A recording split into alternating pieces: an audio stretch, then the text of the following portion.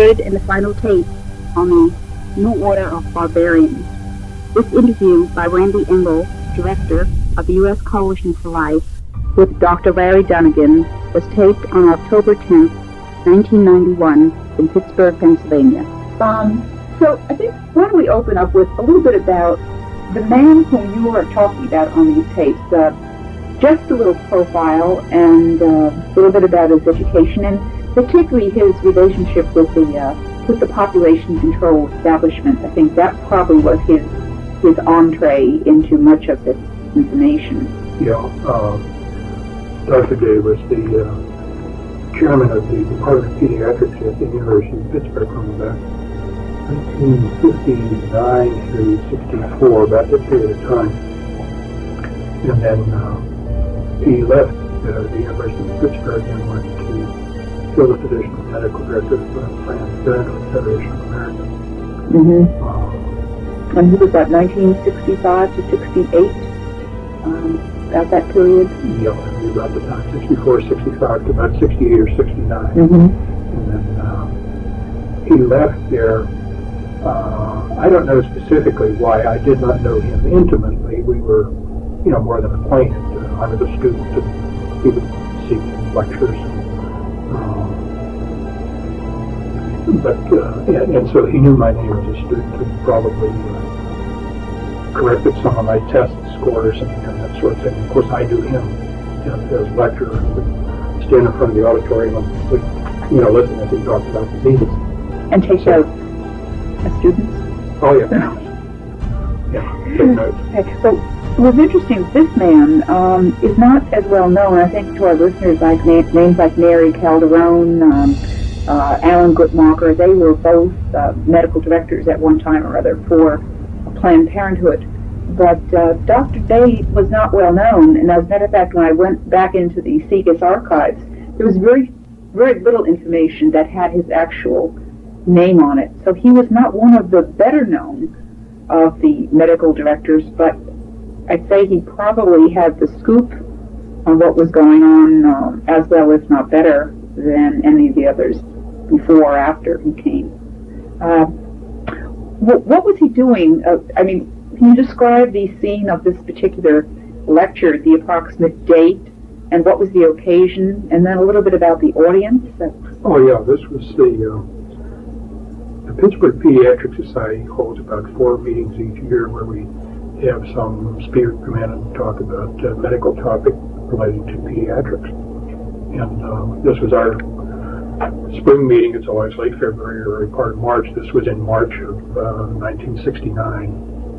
And it was held at a restaurant called Vermont, which is well known in Pittsburgh. Yeah, a beautiful place. It overlooks the confluence of the Ohio, where the Ohio River forms, the confluence of the Allegheny and the Monongahela River. Very, very pretty place. In attendance, I would say somewhere in the neighborhood of 80 people. Mostly physicians? Yeah, mostly physicians, if not exclusively physicians. Predominantly pediatricians, but there would be pediatric surgeons and pediatric radiologists, other people who were involved in medical care of children, even though they might not be pediatricians as such. And the speech was given after a meal, I presume a very nice meal, and everyone was settled down and quite comfortable and quite filled and really an ideal state to absorb what was ever coming. But I think that when you're listening to the tape, and he says some of the most, well, not only outrageous things, but also things that you would think a pediatrician would kind of almost jump off out of his seat at. For example, on the tapes when he mentioned the cancer cures. Mm-hmm. Now, there were probably doctors in the audience who had children, perhaps with treating a child or knowing of a child who was in need of a particular cancer cure, and to hear that they were sitting, some of these prescriptions for or treatments for cancer were sitting over at the Rockefeller Institute, and yet, as far as I got from the tape, everyone just kind of sat there, didn't say very much. I mean, he's talking about falsifying scientific data, and everyone just kind of yawns, and How long did the speech go on? 2 hours. He spoke for over 2 hours, which was longer than most of our speakers go. And one of the interesting things, as he finished and it was getting late, he said that there's much, much more, but we could be here all night, but it's time to stop. And I think that's significant, that there was much more that we never heard.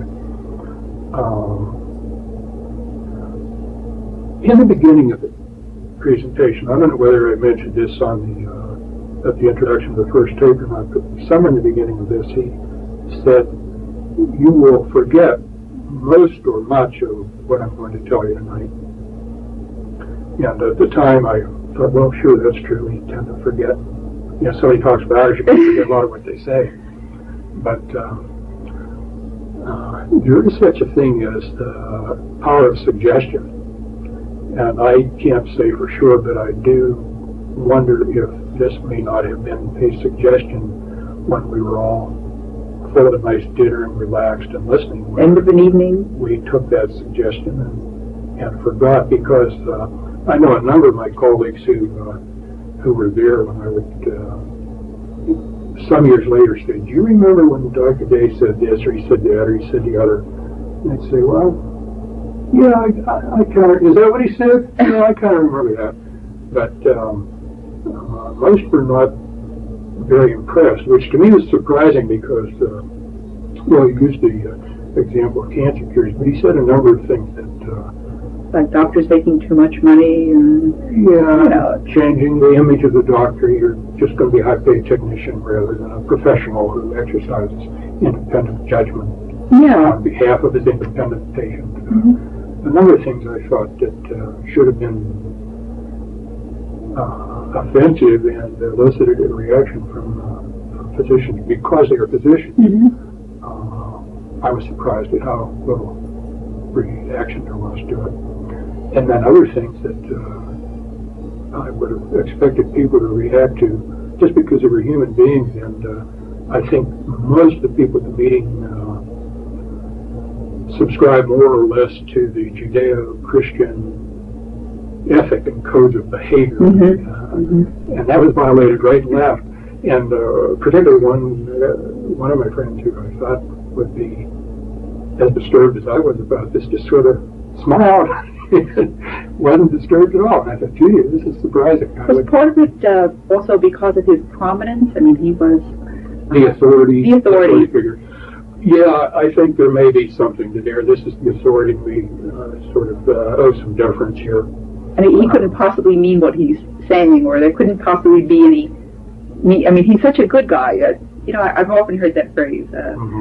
Geez, he's such a good guy. I can't believe that he'd actually mean things. I can only speculate about this, but I do think at the time there was an element of disbelief about all of this. Thinking, oh, this was somebody's fairy tale plan, but it will never really happen because it's too outlandish. Of course, we know step by step it is indeed happening right under our feet. Yeah. Before talking about the specific areas, I think there's a lot of benefits from this tape. One of them is when we have a good idea of what the opposition is about and the techniques he's using, then you can turn around and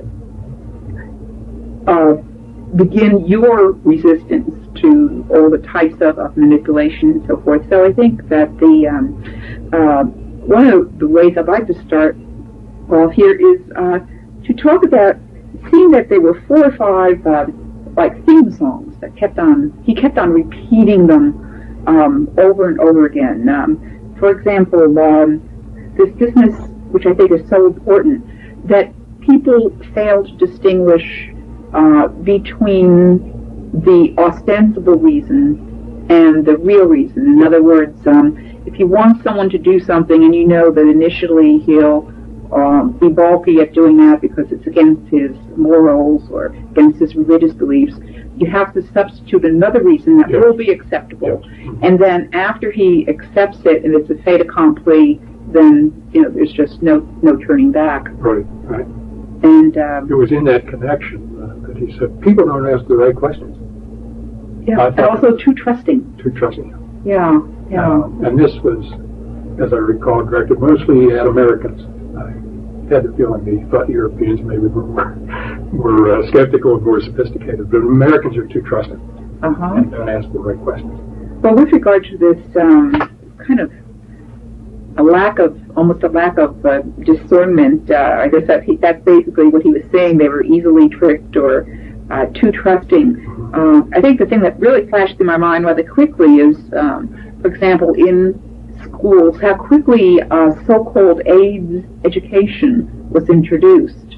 And it did amaze me because if a group stated publicly that they wanted to introduce the concept of sodomy or initiate sex earlier in children, and that was the reason given, most parents, I presume, wouldn't go for that. So you have to come up with another reason. And of course, the reason for this so-called AIDS education was to protect children from this disease. But actually, as it turns out, it's really been a great boon for the homosexual network, because through various things like Project 10, they now have access to our children from the youngest years. These programs are going on from K through 12, and I imagine into college and beyond, so that they are reaching a tremendous segment. And speaking of children, I gathered that this speaker, he kept on making a point about, old people, they're going to go by the wayside. So I presume that the emphasis for these controllers or this New World Order is really an emphasis on youth. Would that be a... Absolutely, yes. Emphasis on youth. This was stated explicitly. People beyond a certain age, they're set in their ways, you're not going to change them. They have values, they're going to stick to them. But you get to the youth, when they're young, they're pliable, you move them in the direction you want them to go. So this is absolutely correct. They're targeting the young. They figure, you old folks that don't see it our way, you're going to be dying off, or when the time comes, we're going to get rid of you.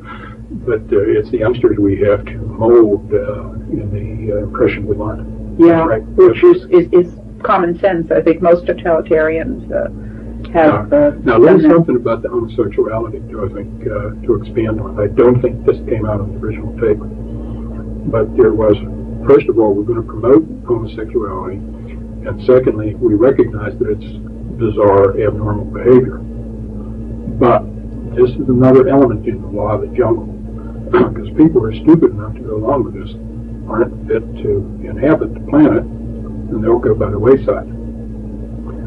I'm not stating this precisely the way he said it, but it wasn't too far from there where there was some mention of diseases being created. And when I remember the one statement and remember the other statement, I believe that AIDS is a disease which has been created in the laboratory. And I think one purpose that AIDS serves is to get rid of the people who are so stupid as to go along with our pro-homosexual program. Let them wipe themselves out.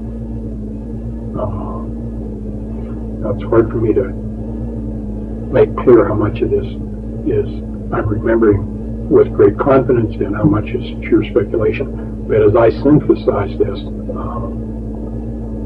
this is, I think, what happens. If you're dumb enough to be convinced by our promotion of homosexuality, you don't deserve a place, and you're going to fall by the wayside sooner or later. Right. We'll be rid of you.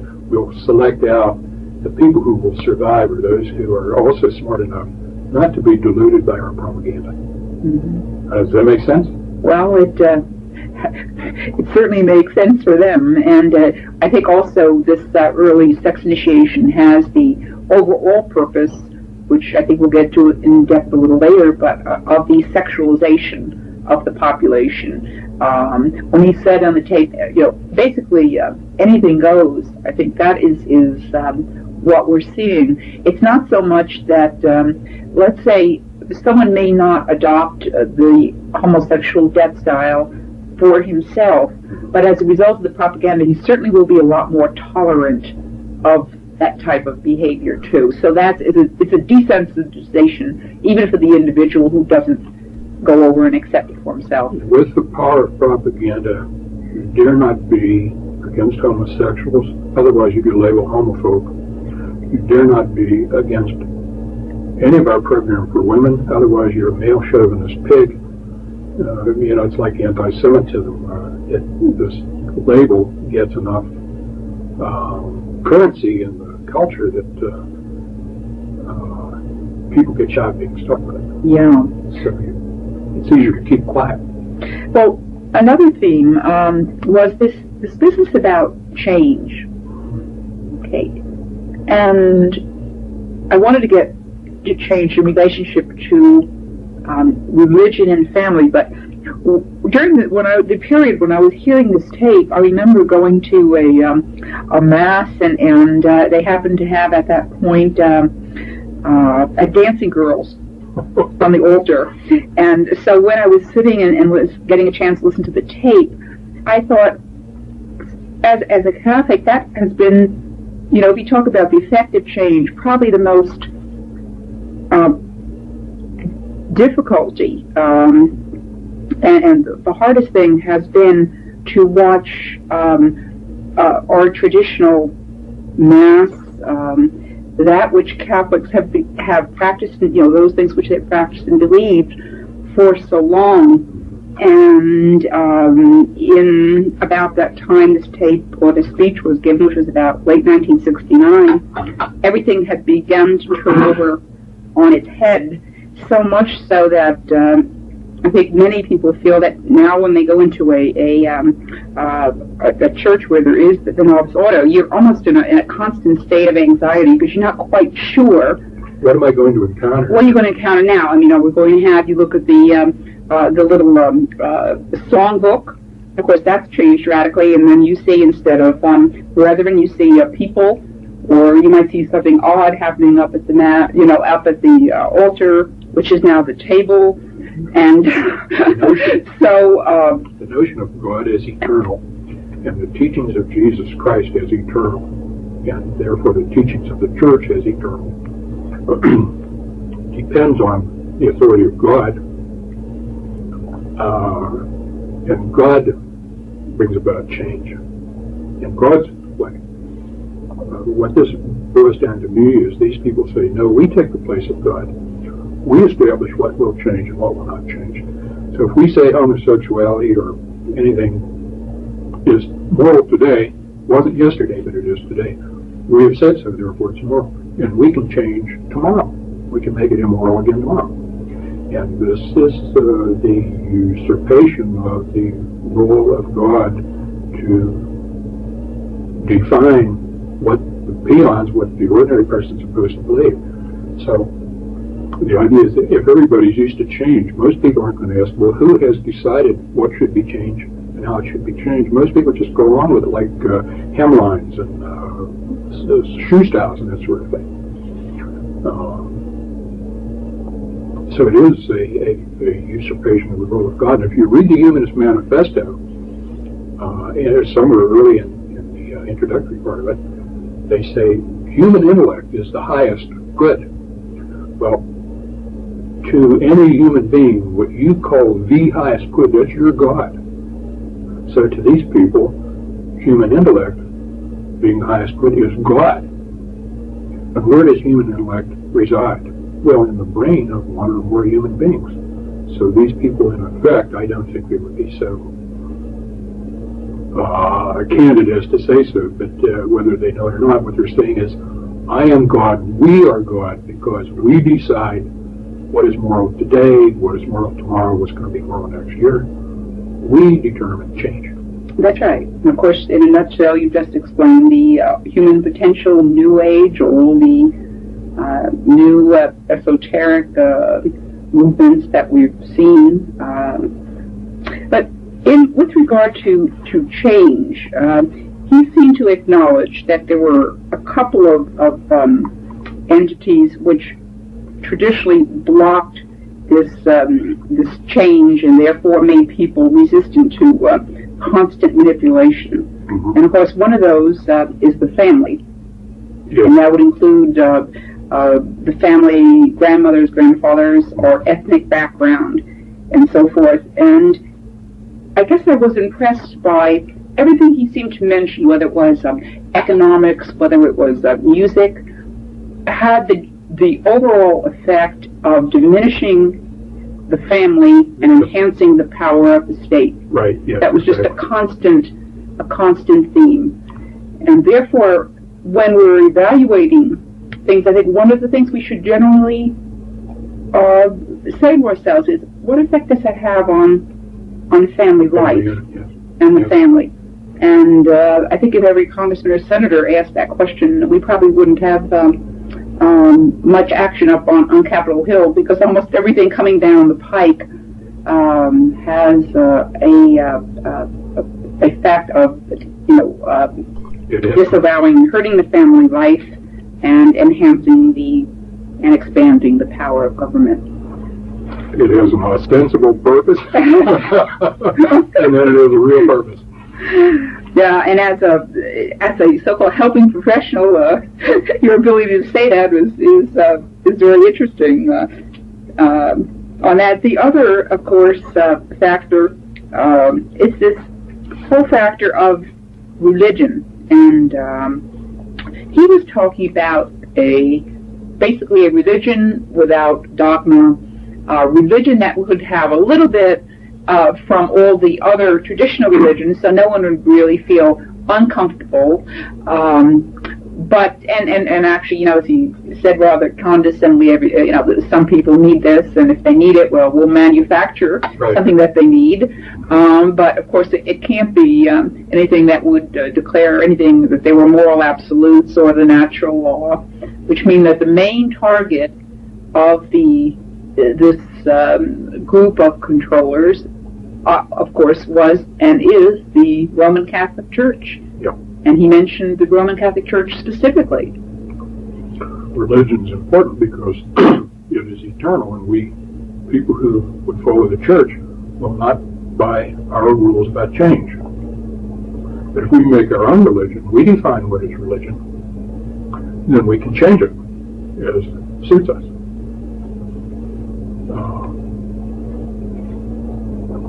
Yes, the Roman Catholic Church, I was kind of flattered sitting here as a Catholic, hearing it pointed out that the church is the one obstacle that he said we have to change that. And once the Roman Catholic Church falls, the rest of Christianity will fall easy. Mm-hmm. And I noticed, though, that as the conversation went on, he said, now, you may think churches will stand in your way, but I would just want to tell you that they will help us. Yes. And he didn't say they will help us all except the Roman Catholic Church. They said they will help us. Yes. And unfortunately, he was right. he was right. Yeah, now he didn't say this explicitly, but again, was one of those themes that came through. He apparently thought the use of words was real important, because he mentioned this with regard to a number of things like the Bible, how the very famous psychiatrist Mirlu mentioned that if you want to control people, then you control the language first, and words are weapons. He apparently knew that very well, and I think the controllers as a whole know this very well, and of course it's part of their campaign. But that little statement about words, that words will be changed. When I heard that, I thought, instead of saying altar, you say table. Instead of saying sacrifice, you say kneel. With regard to the mass, and people say, well, that's not important. Of course, what you end up with, of course, is you really know that that's very important. Otherwise, why would they bother to change it? Exactly. Why go through all this rigmarole of if it wasn't important? It's obviously important for them because they know with changing the words, you change ideas. They're exerting a lot of effort and time to change it, and they're not exerting their effort on things that are unimportant. So, yes, you're absolutely right. The priest is the presider. He no longer has the role. In some cases, he no longer has the role as a British Roman Catholic. Yes, those words are, because words carry meaning. There's the the dictionary definition, but I think we all know certain words carry meaning that is a little bit hard to put into words, but they carry meaning. So yes, that's controlling the language. You think in your language, you think yourself in English or Spanish or whatever languages you're familiar with, but when you think, you talk to yourself, and you talk to yourself in words, just the way you talk to other people. That's right. And if you control the language with which one person speaks to himself or one person speaks to another, you've gone a long way toward controlling what that person is able, what he's capable of thinking. And that has both an inclusionary and an exclusionary component to it. You set the tone with... Take the word gay, for example. Take the word gay. That's a good one. I have some old tapes by Franz Lehar, and he talks about the gay hussars, the happy soldiers, and now you couldn't quite use that same word, could you? Not. Get away with it? Hussar may take offense and will injure you. But again, the word homosexual, sodomite, has been replaced with the term gay. It represents an ideology, not only a word. And when you use it, it's tacit to saying, yes, I accept what your interpretation of this is. And they probably had a committee working for months to pick out which word they were going to use. And gay carries a connotation which, first of all, is inaccurate.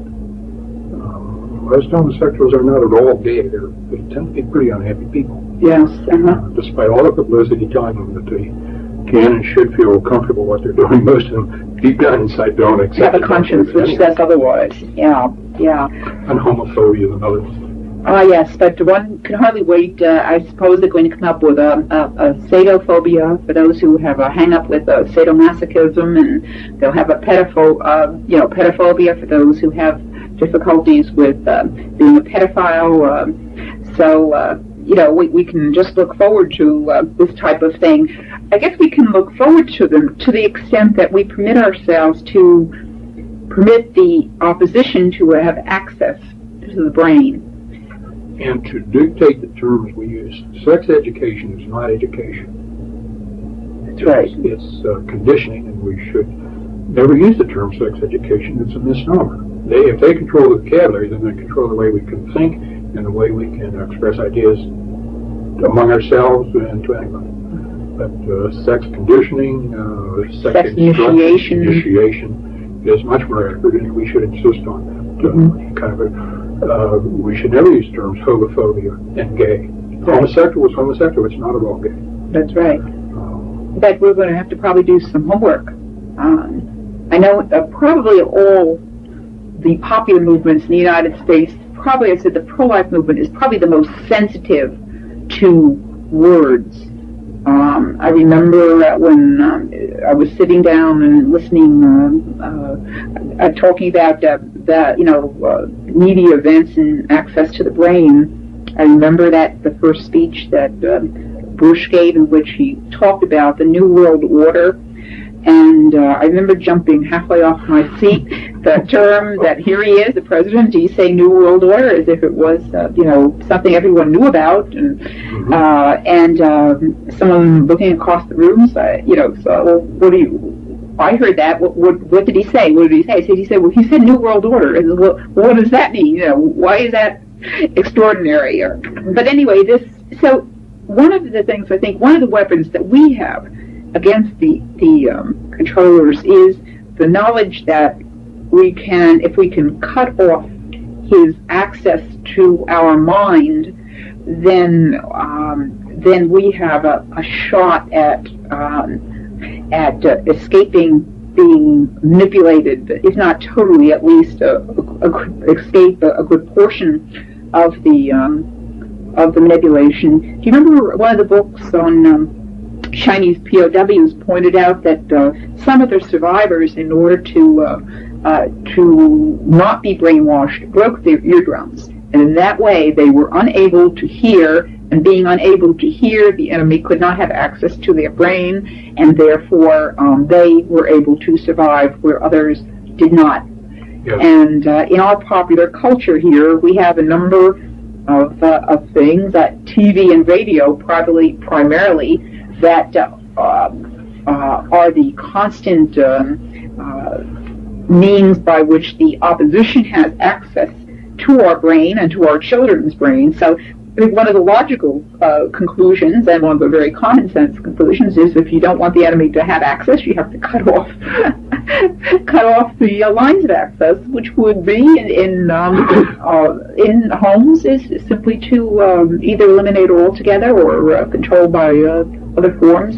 Take the networks as the word. They say you don't want to watch our programming, turn it off, and we should. We should say, yeah, you're right, and turn it off, and let the advertisers spend their money on an audience that isn't there.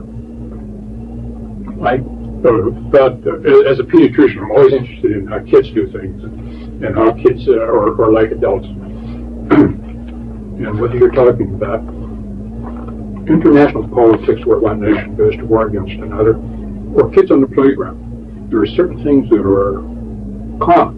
It's just that the kids on the playground do it on a smaller scale. But you mentioned cutting off access to your brain. Somebody says, I don't want to hear it. And I remember kids on the playground, I'm sure we've all seen this.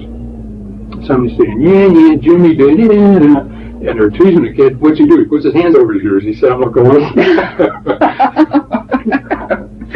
And the kid who wants to torment him will try to pull his hands away and be sure that he listens. And it's the same. Words entering, and the child knows. Words have meaning, they're hurting him. Goebbels knew it, Lenin knew it, CBS knows it. It's just interesting.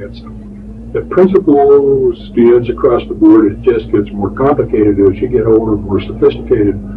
But watch kids on a playground, you'll learn a whole lot about adults in the world. I had to just sort of slip that in. Yeah, I think most of us are shaking our heads at that one.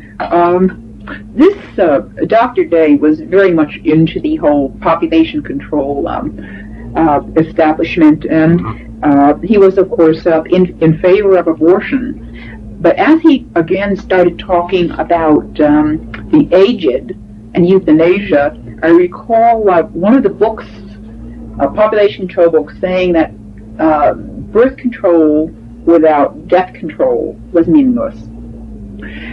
And one of the, if we can use the expression, one of the advantages in term is, if one was favorable toward the killing of the aged, one of the favorable things is, in fact, abortion, for the simple reason is that, universally speaking, abortion has the result of bringing about a rather inordinate chopping off of population at the front end, that is at the birth end. Yes. And the inevitable effect is that you will have a population which is top-heavy, within a rapidly aging population, which is the current state in the United States.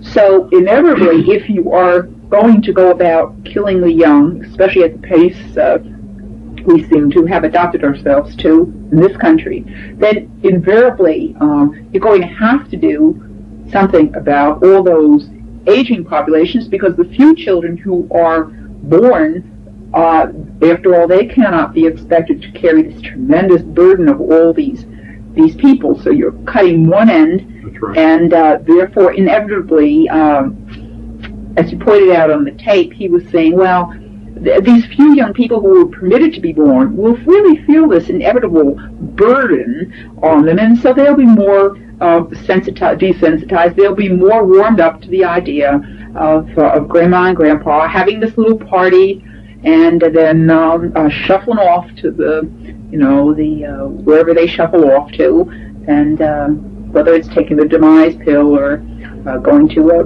a death camp. Or there was a movie out some years back called Soylent Green. Oh, yes. Do you remember Soylent? Yes, I remember it very distinctly. And Charlton Heston was I only saw parts of the movie. I never saw the whole thing from beginning to end. But Edward G. Robinson went to sit in the theater and he listened to Beethoven's Pastoral Symphony. That's right. As he was to take his demise pill. That's right. In fact, we also made the point that, of course, the food that the people were eating were each other, right? Just, and there's Yeah, but that's, as you said, as long as it's done with dignity and humanely, like putting away your horse, which is. It's a little bit like pornography. Years back, when kids would come across pornography, it was always poor photography and cheap paper. And Playboy came out with the glossy pages and this really good photography. So then pornography, it's no longer cheap; it's respectable. We went to a movie at the Pittsburgh Playhouse. Took my son along. It was the movie was the Manchurian Candidate. But the thing. I remember the movie. Do you remember the movie? Yes, I did. Well, during the previews then of other things that were going to come, was a movie, its title I don't remember, but it was well photographed in Technicolor with classical music in the background, and it was a pornographic movie. And I remember saying, well, if you have a guitar, then it's pornography. But if you have classical music, that converts it into art. It was pornography. So, what, just another example of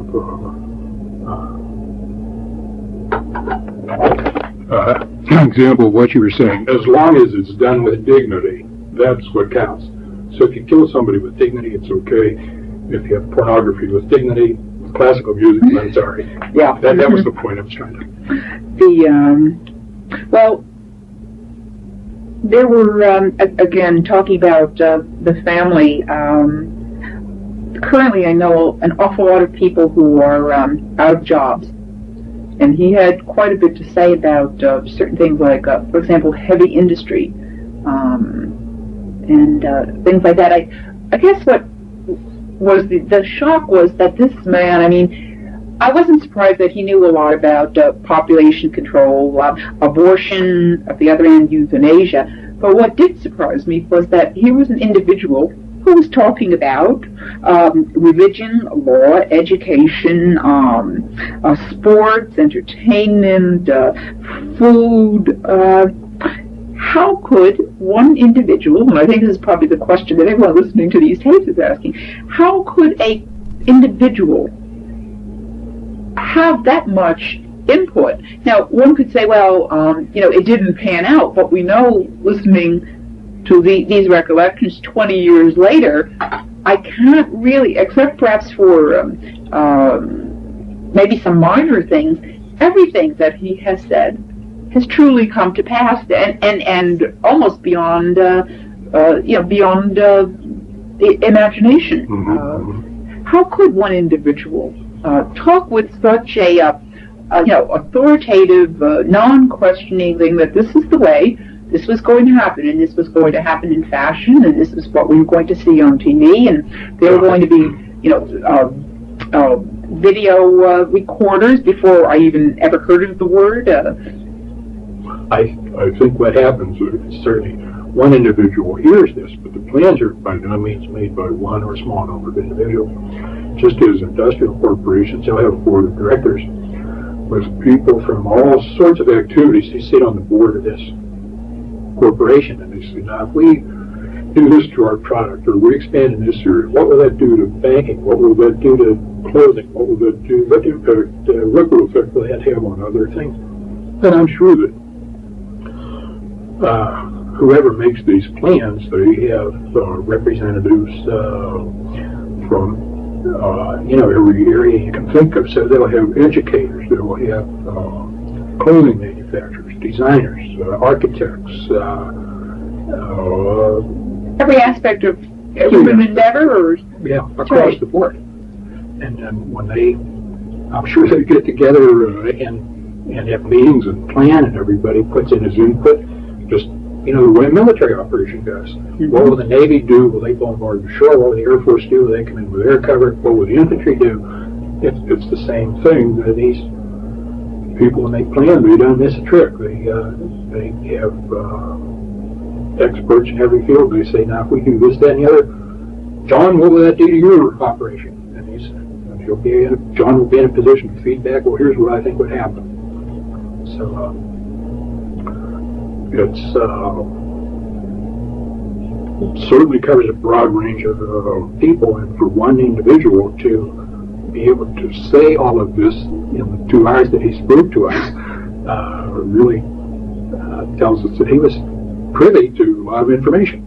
And that's right. He must have been sitting in one of those boardrooms at least some point, and I think perhaps not at the highest level from his position, but enough because anyone in the population control movement would be associated with names of foundations, powerful organizations, and I'm sure that there's a lot that was in the plans that he never heard of. He wasn't a 4-star general in this outfit. So that's right. He wouldn't be, on the whole story. Well, it's too bad he couldn't have talked for 6 hours instead of 2. We might have had a lot more information. There was another aspect that I found fascinating in listening to this. This whole aspect of privacy. He mentioned that as the private homes went by, we would have individuals, non-family members, perhaps sharing our apartments. As I understand, is becoming more popular out in California. Of course, California and New York being the borders, the coast states, were they? And therefore the port. That's right, port cities that bring in things so that they can eventually work their way to Middle America.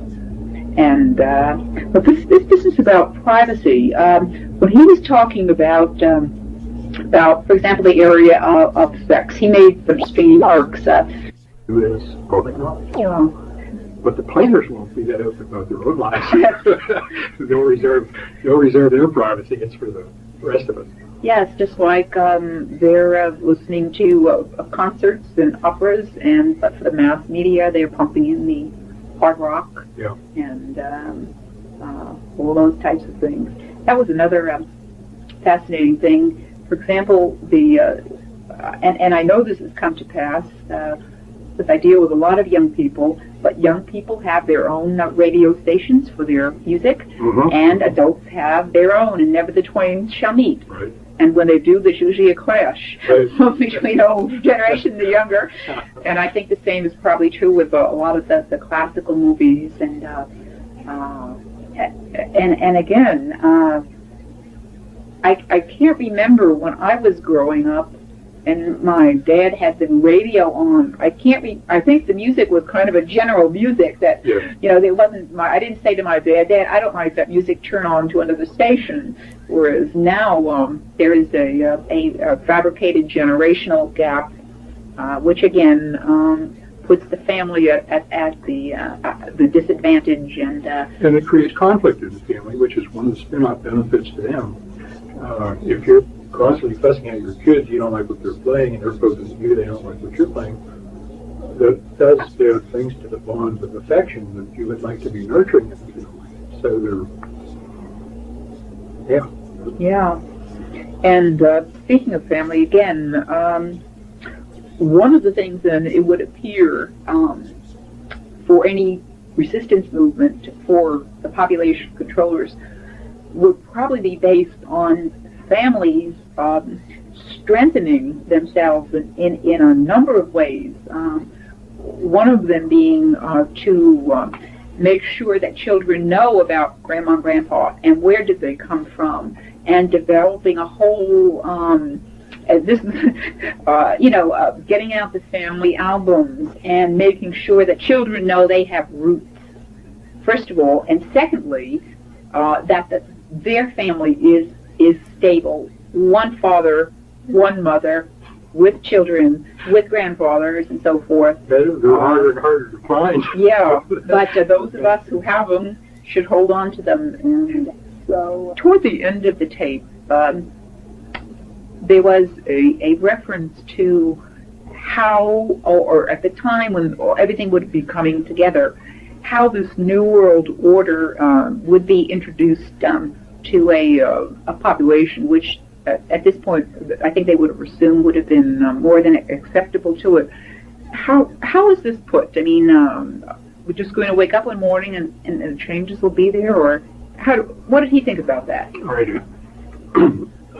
It was presented in what must be an oversimplified fashion. So with some qualifications, here's the recollection I have of it. That in the winter, and there was importance to the winter, on a weekend, like on a Friday, an announcement would be made that this was in place, or about to be in place. That the order, the new order. The new world order was now the system for the world. Mm-hmm. And we all owe this new world order our allegiance. And the reason for winter is that, and this was stated, people are less prone to travel in winter, particularly if they live in an area where there's ice and snow. Summer, it's easier to get up and go. And the reason for the weekend is people who would have questions about this, Saturday and Sunday everything's closed, and they would not have an opportunity to raise questions and file a protest and say, no. And just that period of the weekend would allow a desensitizing period so that when Monday came and people had an opportunity maybe to express some reservation about it or even to oppose it, they would have 48 hours to absorb the idea and get used to it. Cooling off period, yeah. Right. Or a heating up period, depending on one's frame of mind. What about those who decided they didn't want to go along? Somewhere in there it was that because this is a new authority, and it represents a change then from where your allegiance was presumed to be, people would be called upon to publicly acknowledge their allegiance to this new authority. And this would mean you had to sign an agreement or in some public way acknowledge that you accepted this, you offered your allegiance to this new authority, you accepted its legitimacy. And there were two impressions I carried away if you didn't. And I'm not sure whether the two impressions are necessarily mutually exclusive because this wasn't explored in great detail. One of them was that you would simply have nowhere to go. If you don't sign up, then you can't get any electric impulses in your banking account, and you won't have any electric impulses with which to pay your rent or your mortgage or your food. And when your electric impulses are gone, then you have no means of livelihood. Could you get these things from other people, or would that be, in other words, let's say if you had a sympathetic family, I mean, what? But no, you could not, because the housing authority would keep close tabs on who was inhabiting any domicile, any house, any apartment, any condominium, and so the housing authority would be sure that everybody who lived there was authorized to live there. That get some food. And food, your expenditures through electronic surveillance would be pretty tightly watched, so that if you were spending too much money at the supermarket, somebody would pick this up and say, how come? What are you doing with all that food? You don't look that fat. You don't have that many people. We know you're not entertaining. What are you doing with all that food? And these things then would alert I have 7 people in my basement who object to this New World Order, and we're feeding them, and then they said, well, one has to go. They don't belong there, and you can't feed them, and since you're sympathetic to them, maybe your allegiance isn't very trustworthy either. So, well, yeah, we see this really, I think the Chinese experience tells us a great deal about certain things. For example, when they wanted to enforce the one-child family, what did they do? Well, of course, they cut off all education for the second child. Your food rations were cut so that you couldn't get, a pregnant woman couldn't get the right amount of food. And ultimately, still, if they found ways around that, then they instituted a compulsory abortion and compulsory plugging in of the IUDs and all this. And when we would somewhere in the tape this business about people can carry two conflicting ideas around, or even espouse two conflicting ideas around, as long as they don't get real close together. Yeah. And what immediately came to mind was, here we have an organization like Planned Parenthood, freedom to choose, yet they support population control programs, which is, of course, not the freedom to choose, Yeah. not the freedom to choose. Yeah. And no one ever calls them to account and says, no, wait a minute now, you're freedom to choose here, but you're supporting the Chinese program, which is compulsory. And I remember a statement from the late Alan Guttmacher, one of the medical directors of Planned Parenthood, and he said, well, if people limit their families and do basically what we say, well, fine. But if we need compulsory population control, we're going to have it. Anyway, I was just curious as to what would happen with people who wouldn't go along, and particularly that point about there wouldn't be any martyrs. And that was significant because I can recall, having watched some movies about the Third Reich, that many times they would come late in the evening and people would be taken from their homes, but neighbors would never then ask, where did they go? Mm-hmm. They knew where they went. Solzhenitsyn also mentions that in the Gulag Archipelago. Does he? Yeah. And I think this is very similar to what we would see. People would just disappear, and you would not ask because it might endanger yourself or your family. Yeah. But you would know where they went. If you ask questions, you draw attention to yourself, and then you might follow them to where they went. That's so right. Mind your own business and step over to the starving man on the street who didn't go along. He didn't go into detail about precisely how this would come about, but it's not too hard to imagine. In the past, the Nazis came, the communists came in the middle of the night, and people just disappeared. And one simple way to do this is if you're cut off from all economic support, so you have no place to live and nowhere to eat. We already see a lot of homeless now. I just had a man in the office this morning talking about Eunice Child seeing people living in boxes downtown Pittsburgh today. These homeless guys living in boxes. Well, when the New World Order's here and you're living in a box, we can't have people littering making trash. Yeah. So you come around with the wagon and you pick them up. The frame of mind as you're growing up and formed is that human value resides in being productive. You have to have a prestigious position, or at least perform something useful. Make a contribution. And the truck comes by to pick up some guy who's living in a box and he's not making any contribution. Who's going to get excited about him? He's subhuman. He's a fetus. He's a zygote. He's a derelict. Fetuses and zygotes and derelicts all are the same animal. So what do you do? Dispose of them. Who gets excited about it? You mentioned animal.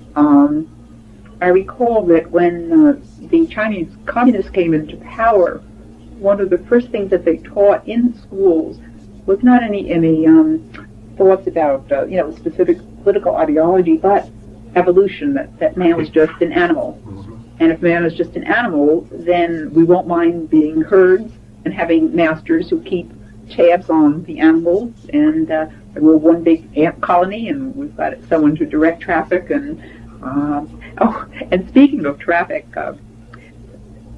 getting back to we talked about the agent, and again, people hearing this tape it's phenomenal how many times these things on this tape will hit you.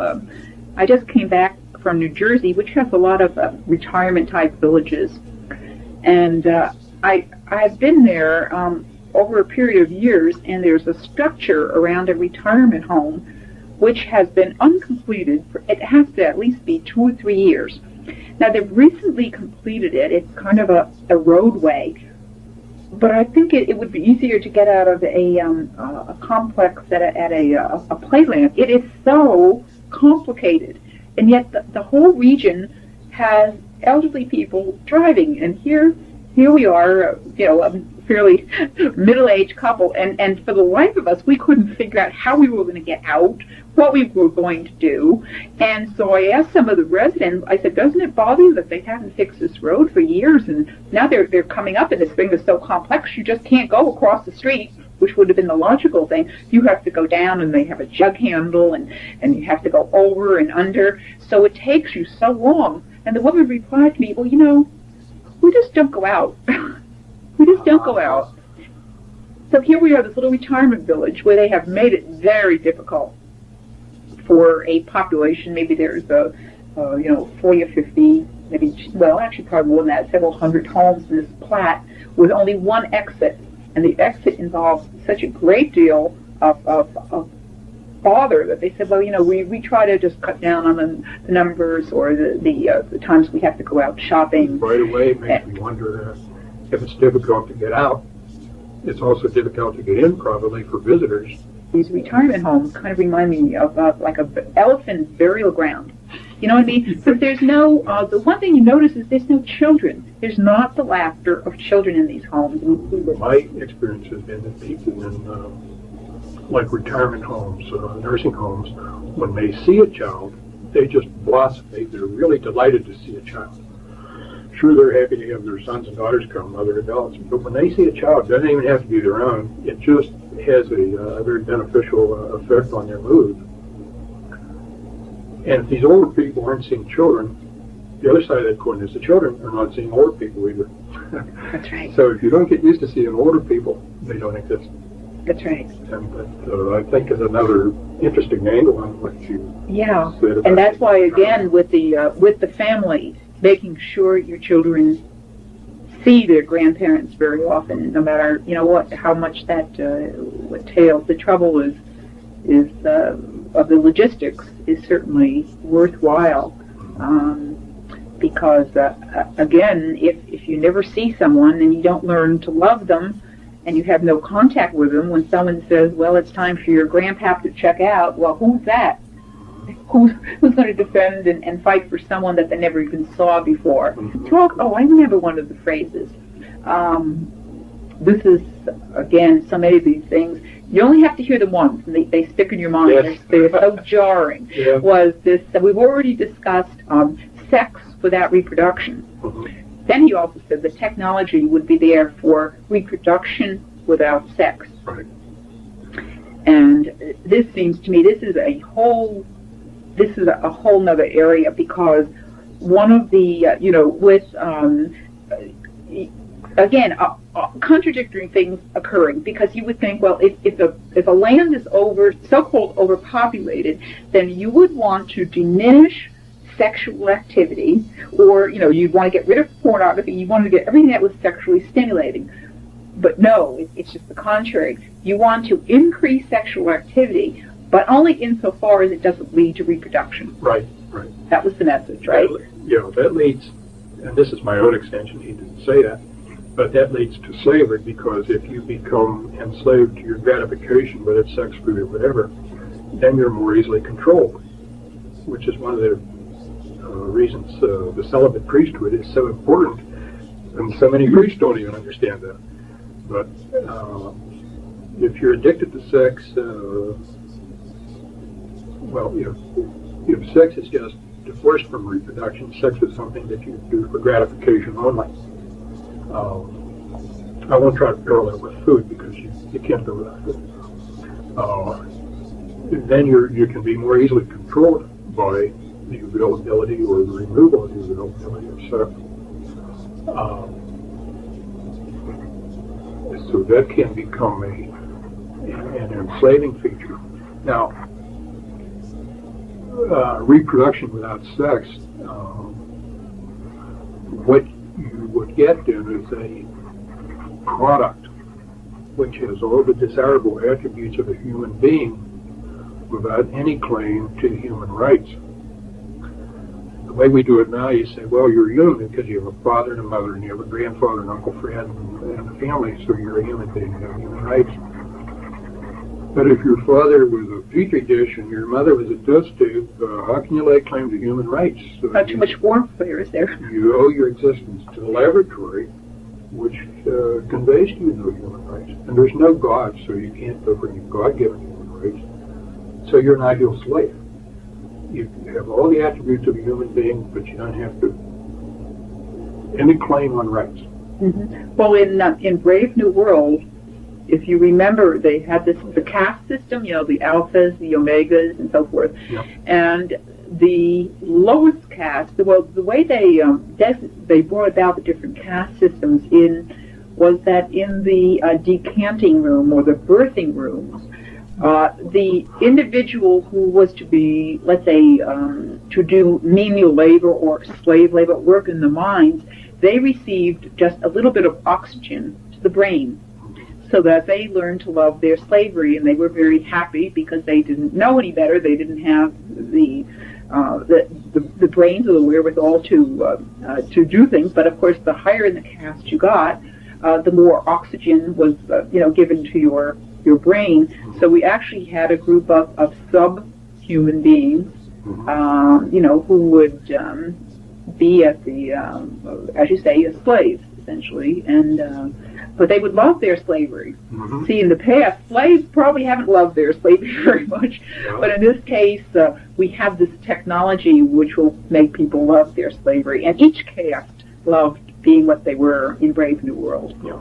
And any of our listeners who hasn't read that recently, I think you read it recently again, didn't you? Yeah. Or read it for the first time? Yeah, I read it for It's phenomenal, isn't it? Yeah. And I don't remember, you may remember the wording of the slogan that was about the Nazi concentration camps, something about work is peace and work is happiness. I don't remember whether it was Buchenwald or Auschwitz or one of them that had this sign about it. Mm-hmm. My recollection of the words isn't precise, but the idea is what counts. And here's Huxley writing Brave New World, saying basically the same thing before Hitler even was in power. Oh, yes. So Huxley knew something, didn't he? Yeah, well, of course, he came from a family that probably contributed, at least in part, to this New World Order. A number of the English authors, H.G. Wells, there are a number of books from that period, and I think also from those associations who highlighted at least concepts of what was coming down the path. And when rereading, I read Brave New World when I was in high school, and reading it 30 years later. I can remember reading it in high school. I thought, boy, is this fantasy land? Reading it 30 years later, and I said, this is scary. This is reality. This is too close for comfort. Yeah, and then after I thought about it, I wasn't sure whether Huxley wrote it. There seems to be some type of the similar thinking between his writings and then this talk given by Dr. Day, because you get a kind of a mixed message in Brave New World that these things are not really quite good. It would be better if man still had a sense of humor, if he still had a sense of privacy, if certain things, the family still existed. But it's inevitable. They're going to go. Too bad. I feel a little sorry about that, a little sentiment. But the new order has to come in, and we're going to have to make room for it. And I got that same impression from the things that have been said about this day tape. There seemed to be he wasn't real happy about some of the things, but then, they're going to occur anyway, and make it easier on yourself. The easier more you accept it, the easier it's going to be for everyone around. And I'm kind of doing you a favor, you physicians out there this evening. I'm going to make it easier for you by telling you in advance what's coming, and you can make your own adjustments. Is it? Somewhere in Scripture, I think it's after the flood, God said, I will write my law on men's hearts. And I feel the same parallel that you do between Dr. Day's reaction to what he was exposed to and seeming not totally accepting of this, and Huxley seeming not totally accepting of what he wrote down, but both saying, well, there's a certain inevitability to all of this, and so let's try to talk about the best parts of it. It's going to be good for people. Technology will be better. Quality of life will be better. So you live a few years shorter. But they both do seem to send out messages of not buying the whole package. And I think and maybe wishing some people would ask more questions. This business. Well, many. Looking back over history, there are many leaders or individuals who thought, well, they had an idea of what a new world order should be. Certainly Hitler did, Stalin, but what was lacking during these periods is that they lacked the technology to carry many of the things out. Surveillance, constant monitoring. But in the so-called New World Order, it's going to be very difficult to escape because technology will provide those means which had been lacking those totalitarian-minded individuals from years ago, right? I can't remember on the original tapes, did I mention the phrase where he said, "This time we're going to do it right"? No, you didn't. Oh, okay. There are so many details to get in, but that's... When he mentioned bringing in the New World Order, he said, "This time we're going to do it right." And right away I'm wondering... What do you mean, this time? I mean, this time. Have we done it before? What? And there's no explicit explanation of that, but I think it's fairly easy to infer that previous efforts had to do with the Third Reich and communism and... everything going back to the French Revolution, I would say. So, and your point about the technology is critical with computers and all means of exchange being controlled by electronic impulses. Nobody has any wealth. You own nothing of value except access to electronic impulses, which are beyond your own control. A cashless society? A cashless society. So when your reward for working is so many impulses on the computer, and then you go to checkout or the furniture store or clothing store you buy, and you in exchange you give so many electronic impulses. The only claim you have is to these impulses, and the people that run the system can give or take them as they choose. Up until this time, there was no way the statement in the book of Revelation that said, "No man can buy or sell unless he has a market of beast." There's no way that could be enforced. People could say, "Hey, I'll trade a bushel of tomatoes for a bushel of wheat. If you ride my kids to school, I'll give you 6 ears of corn." Mm-hmm. Or bartering, right. And even not going necessarily to that, I mean, there was always gold and silver and other forms of money that were even better than bartering. But with this cashless society, this is the first time, I believe, in the history of the human race where the entire population of the world can be controlled economically so that somebody can say, "I know I'm pushing the right buttons, I know how much credit you have electronically, I know where you spend your money electronically, and you cannot buy, you cannot sell unless you get on my computer." Right now you have a half a dozen credit cards in your pocket, but pretty soon they'll be narrowed into one credit card, and then when the ostensible reason is people lose their credit cards, and we have to get rid of that and put the implant in. That's right. And where can you put the implant in? On your hand or on your forehead? Where it has to be accessible to the scanner. So your right hand to your forehead.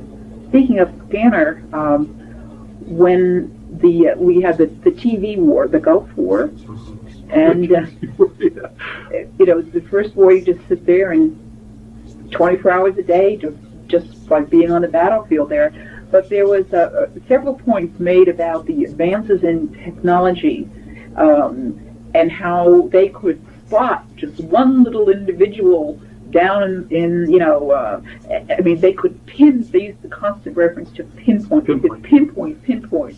Well, I imagine that with these the different technologies, they could also pinpoint a couple of renegades in the New World Order. I mean, what was the technology which was applicable to a so-called enemy can also be applicable to this controlling the order. Exactly. It's infrared stuff that is I'm sort of amateurish about this, but any heat source, like a deer or a human being, a renegade, can be picked up by an infrared scanner, and you get sort of an outline of whether it's a deer or a sheep or whatever. My first hearing about them was in the Vietnam War, where our troops used them to detect the enemy. Now that's 20-some years ago, so they're probably even more sophisticated now than they were then.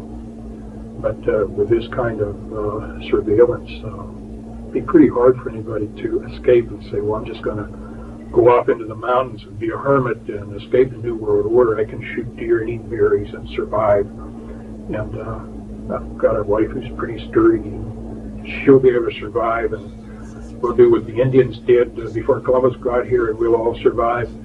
The New World Order say, no, you won't, because we're going to find you. Yeah, well, even in Brave New World, they had a group of people who still lived as a family, and the women breastfed, and of course they were called the savages. Yeah. Remember those? Yeah. Okay, we won't have any savages. We'll cultured, we'll be thin, and our teeth will be straight. And something also that was mentioned,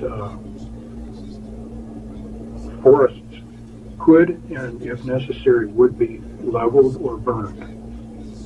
Now this comes out of this overall movement about Goddess Mother Earth and how we have to protect the ecology. Oh, yes, the environmental movement, right. But the environmental ostensible movement. This stuff's all expendable. If we want to get somebody who's trying to get away, we'll burn down the whole forest, we'll find them. That was stated.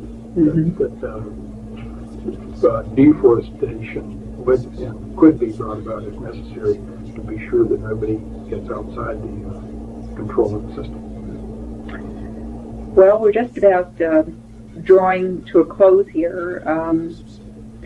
How did you feel after, let's say it's been about, 22 years now since that original lecture, and it probably isn't a day that goes by, at least since I've heard the tape, that I don't think about the things that this Dr. Day said. You get constant reminders. Not a day goes by. Something doesn't say, that reminds me of such and such, whether it's surveillance or security, somebody selling a security system to keep your house from being broken. Or clothing.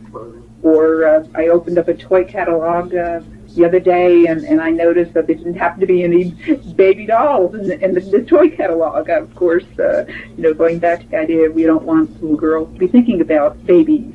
They only had one little doll, and it was kind of an adult doll, and nothing that would raise anyone's maternal instinct there.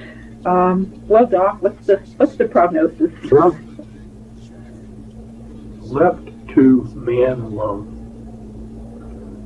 I think the technology is already here, and with technological progress, I think it is inevitable, if man is left to his own devices, that some men will be able to assert total control over other men or other people. Man left to his own devices, the tendency is in groups like this then for internal dissension to arise, where the leaders would be at each other's throats too, each saying, "No, I'm more powerful than you. I deserve more than you." Who will control the controllers? Yeah, they would battle themselves, I think, so that they would create the seeds of their own destruction while they're creating the system. But the other thing, I wonder if indeed this may be time for a Lord to come back and say enough's enough. If because you're going to destroy my planet Earth, and I am in charge of the planet. I'm in charge of mankind. Mankind will be destroyed or whatever if I say. I will not allow my creatures to assume and assert this degree of control where you're going to destroy the whole planet. I was thinking, as you was just saying that, is that in past, dictators could kill people, they could torture them, but essentially they could not change what it meant to be a human being. They could not change human nature. Yeah. Now we are going to have, with this, the new genome project, the multi-billion-dollar project, where They're going to be getting a tab on everyone's genes. No one shall escape. Everyone shall have their genetic codes and all this. And with this opens the door to manipulation to change the very meaning of what it means to be human. Yeah. And one then, if one has an entity then that no longer has free will, you just have to wonder, at that point, our Lord says, enough. Just as Lucifer set himself up as God in the beginning, some people now would set themselves up as God and say, I control the computers, I control the genomes, I control everything. I am God. And at that point, then he would have to say, no, you're not. I have to demonstrate to you, you're not. I'm still God. You're just a creature. Yeah. And as you said on the original tape, we believe in what our Lord has said, in the sense that he will not leave us orphans, that, he will be with us to the end of time. This right away now begs the question when they come around and say, it's your turn to sign the allegiance form. What are you going to do? When Henry VIII came around, he said, well, you either sign here and join, or, and while he's telling you this, they're throwing the noose over the limb of the oak tree and saying, slipping the noose around your neck and saying, you want to sign this, or do we slap the horse out from under you? And a lot of people said, I won't sign it, and they were martyred. Despite his having said there will be no martyrs, certainly there will be martyrs. And the implication in his statement was, well, they will not be recognized as martyrs. But there will be martyrs, and they will be recognized as martyrs. And maybe not in the same way as in the past, but I think this is something that maybe all people need to sort of prepare themselves for. When I'm nose to nose with this choice, are you going to sign this allegiance or not, or we're going to put you in a boxcar and you're going out to Arizona in the desert. People have to be prepared to make a decision. And I think it would be an understatement not to say, or to say, that this tape has great meaning, and it's just like a forewarning, and it gives us ideas of things we should do and things we shouldn't do. And I think everyone listening to the tape will come up with different things that he can do on a small scale. I think that's the beauty of this thing. It's not, as he was talking, it wasn't like real earth-shattering things that he was talking about. He was talking about little things, television, things that we do every day, things that are under our control, the books we read, and I think probably some of these changes, if they're going to occur, will occur with the individual person within that family, with him getting the word out, and then doing the little things. I think they matter over the long haul the most. Just as with the prisoners who survived the brainwashing, I think people who are spiritually oriented, who are thinking about God, thinking about their relationship with God, are the ones who will then be better prepared, very equipped to survive this world and the next. Whereas those who are just focused on meeting their needs right now, strictly the material needs of the day, they're more easily controlled. Under the threat of losing your comforts, or losing your food, or losing your head, or whatever. Certainly some people are going to yield, and those who I think will survive. And I really mean it both, just like in the next. They're going to be the ones who are going to have to be prepared, because it's my belief, when the time comes to make the decision, you're going to sign on it or you're not going to sign on it. It's too late to begin the preparation and start saying, well, I'm going to think about this. Yeah. You won't have time to think about it. You're going to either say yes or no. I hope a lot of us make the right decision. I do so too, and I think the tape will change as many lives and have hopefully as good an effect as it had on mine and on yours. So let me thank you very much. Oh, you're welcome. For further information, please contact the U.S. Coalition for Life, Box 315, Export, Pennsylvania 15632. Your comments and criticisms and any other information which you might have regarding this tape will be most welcome.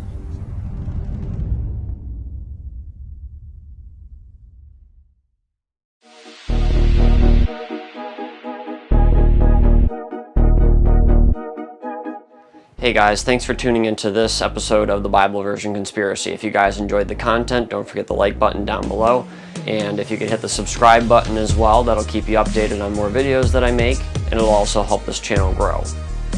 Anything that I would have forgotten or any notes for this episode, I'll put down in the description box. You guys can check that out. And if you guys have any questions for me or any comments, you guys can leave those down in the comment area. I will be seeing all of those and I'll be responding. Thanks again for sticking around to the end of the video, and don't forget to read your King James Bible like the devil's after it, because it truly is a Bible version conspiracy. Thanks again for watching, and we will talk soon.